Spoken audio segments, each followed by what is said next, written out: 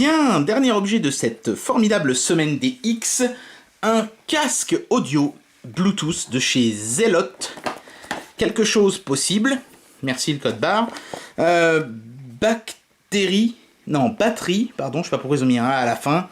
MP3, audio, carte micro SD et radio FM. Alors vous l'avez compris, en fait c'est un casque Bluetooth que vous pouvez connecter à votre téléphone pour écouter la musique de votre téléphone, mais c'est aussi un casque indépendant sur lequel vous pouvez écouter des MP3 stockés sur une carte transflash, c'est-à-dire micro SD, ou la radio FM directement depuis le casque. Voilà, ça coûte pas très cher ce truc-là, moins d'une trentaine d'euros, donc je suis un peu curieux de savoir ce que ça va donner. C'est compatible avec les ordinateurs, avec les MP3 et avec les téléphones. Voilà, un petit blueprint du produit. Il y a un certificat d'authenticité, ils ont l'air assez fiers de leur produit, donc j'ose espérer que ce sera mérité. Voilà, donc il y a tout un tas de trucs décrits dessus que je ne vais pas lire, parce que franchement j'ai pas envie. Mais voilà, vous pouvez faire pause et vous amuser à le lire si ça vous amuse. Voilà. À noter quand même qu'ils ont trouvé le moyen de confondre le mot table avec le mot câble, ce qui ne veut du coup plus rien dire. Bien. Mais bon... Excusez-moi. Ne jugeons pas trop hâtivement ce produit, parce qu'il a l'air quand même d'être assez complet. Ok, d'accord. Alors, hop, c'est bizarrement emballé, c'est assez brut de fonderie, on va dire. Espèce de petit sachet en plastique, là, qui emballe le tout. Qui part en petits bouts, en plus, en lambeaux. Ah non, pardon, j'ai rien dit, c'était le truc qui était collé sur l'arceau. Certainement pour pas qu'il se raye. Alors quoi, on peut le plier complètement, c'est ça ? Ouais, voilà. Ah, c'est pas mal, parce qu'une fois que c'est replié, ça prend pas trop de place. Ok, intéressant. Est-ce qu'il y a autre chose dans la boîte ? Le câble de recharge. Alors attention, là, cette fois-ci, c'est du mini USB, c'est pas du micro. Je vais peut-être carrément le sortir pour vous montrer. Voilà, donc vous reconnaîtrez ces anciennes prises, là, qui, il n'y a pas encore si longtemps, étaient monnaie courante sur les téléphones mobiles. Voilà. Et on a une notice, et c'est tout. Il n'y a plus rien d'autre déjà dans la boîte. Notice en chinois d'un côté et en anglais de l'autre. Ok, très bien. Donc apparemment cet écran, il existe, ce casque, pardon, existe avec ou sans écran, justement. Moi, j'ai la version avec. Donc voilà, écoutez, toutes les opérations sont détaillées, c'est bien. La notice, elle a l'air assez claire. Donc ça, c'est plutôt pas mal, parce que quand un produit comme ça fait beaucoup de choses, c'est mieux qu'il ait une notice. Alors, on peut voir les différents contrôles. Donc, on a un bel interrupteur on-off. Donc, bon, ça, j'aime bien, les interrupteurs à bascule pour allumer et éteindre. Je trouve que c'est mieux que les machins où il faut faire des pressions longues. On sait jamais trop si on l'a bien allumé ou bien éteint. Lecture, pause et M. M, ça doit être le menu, j'imagine, sur l'écran. Précédent, suivant, volume moins, volume plus. Voilà, il y a des prises aussi. Hop, je vais déplier le casque complètement. Ce sera plus facile à manipuler. Voilà. Donc, une petite protection sur l'écran, ça c'est bien. On a un écran qui est assez sombre, donc ça doit être un écran... je pense pas que ce soit un écran OLED, ça m'étonnerait vu le prix du casque.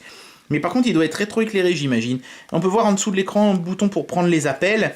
Donc ça doit être le micro justement pour les appels. La prise jack pour brancher le casque si on veut pas s'en servir en mode Bluetooth. Le câble de recharge se branche ici. Là, on a la LED de fonctionnement. Et voilà, je pense qu'on a fait le tour. A priori, il devrait y avoir de la batterie dedans, donc on va pouvoir tester tout de suite.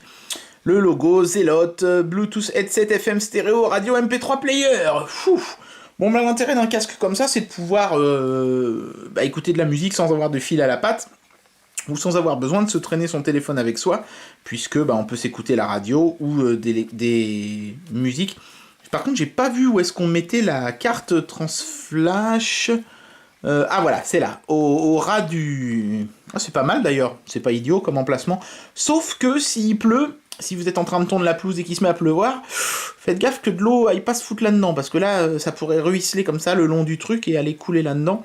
Ça ferait une magnifique gouttière ce truc-là, donc prudence, à n'utiliser que par beau temps. Ok, quality check a été fait par C. Ah, il nous ressort à nouveau des lettres. Bon voilà, je pense que on va l'allumer et voir ce qui se passe. Hello, me dit-il, et ensuite j'ai le choix entre musique, donc je pense qu'il faut que j'appuie là, non ? Comment ça se passe ? Voilà, c'est avec précédent et suivant. Donc là, je choisis radio FM, Bluetooth ou musique. Donc musique, bah, ça va être la carte micro SD ici. Radio FM, bah, ça va être la radio FM. Et puis Bluetooth, ça va être le Bluetooth du truc. Bon, on va essayer la radio FM, hein, parce que c'est ce qui est le plus judicieux, je pense. Ah, ce qui est bien, c'est que c'est assez clairement indiqué. Vous voyez, c'est marqué en toutes lettres Master Volume. Et puis je peux augmenter le son. Alors par contre, le chenillard de LED sur le côté, vous voyez, ça fait un peu foire du trône. Je suis pas trop fanat de ce genre de truc. Je vous dis pas, si vous écoutez ça de nuit dans la rue, vous attirez bien l'attention sur vous, quoi. Vous passez un petit peu pour un taré. Par contre, ça monte assez fort le son, parce que là,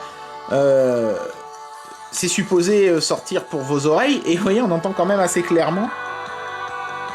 Voilà. Bon, je vais pas mettre plus, parce qu'il y a certainement des droits d'auteur sur cette musique. Le casque en lui-même, il a l'air plutôt bien fait. On a des espèces de rembourrage en simili-cuir, là. Alors, par contre, sur le cerceau, il n'y a rien du tout. Mais c'est une sorte de... Je sais pas si on voit bien, de caoutchouc mou. Le cerceau est entièrement fait en caoutchouc mou. Est-ce que c'est du métal qui passe dans le cerceau ou pas? J'ai pas l'impression. Vous voyez, là, quand je tire sur le casque pour régler sa taille, ce sont des languettes de plastique. Ça, c'est un peu emmerdant, parce que le plastique, en plus, là, vous voyez, il n'est pas quand même très épais. À force de serrer, desserrer le casque sur vos oreilles, il va y avoir une contrainte assez forte qui va s'exercer sur le plastique ici. Et par expérience, je sais que ce genre de casque en plastique, vous voyez, déjà, on voit que là, le plastique, il est légèrement courbé sous l'effet de la force, hein, parce que forcément, quand vous mettez le casque sur vos oreilles, vous allez forcer dessus. À la rigueur, si vous n'avez pas besoin de l'étirer, ça devrait aller. Mais si vous avez besoin de le régler en taille... Alors, ce que je vais faire, je vais le mettre, je vais vous dire ce que j'en pense. Bon voilà, donc là je viens de me mettre le casque sur les oreilles et ça va, le confort est plutôt bon. Et au niveau réglage, je suis obligé de me mettre au premier cran de chaque côté, donc à peu près comme ça, voilà. Donc je pense pas qu'il y ait trop de contraintes qui s'exercent sur le plastique quand il est seulement comme ça exposé de 5 mm. Mais malgré tout, c'est quand même dommage qu'il n'y ait pas un renfort métallique dans le casque. Pour moi, ce genre de casque-là, il vous fera 2 ans tout au plus, vraiment, et après il va certainement péter quelque part. Donc c'est dommage parce que le son, j'ai écouté, le son il est plutôt bon. J'étais assez épaté, je m'attendais pas à ce qu'un casque comme ça, bon marché, hein, on peut le dire, avec autant de fonctions en plus intégrées, sorte un bon son. Je pensais que ça allait être un peu pourri. Et en fin de compte, bah, c'est pas si mal que ça, c'est plutôt propre. Non, c'est vraiment sur la longévité du casque, sur sa capacité à survivre sur le long terme. Vous voyez, on peut voir le cordon passer là. Que j'ai mis des doutes. Je pense que c'est pas un casque très solide. Il faudra vraiment le manipuler avec beaucoup de précautions. Et bien voilà, c'est déjà la fin de cette semaine spéciale DX, D-Extreme.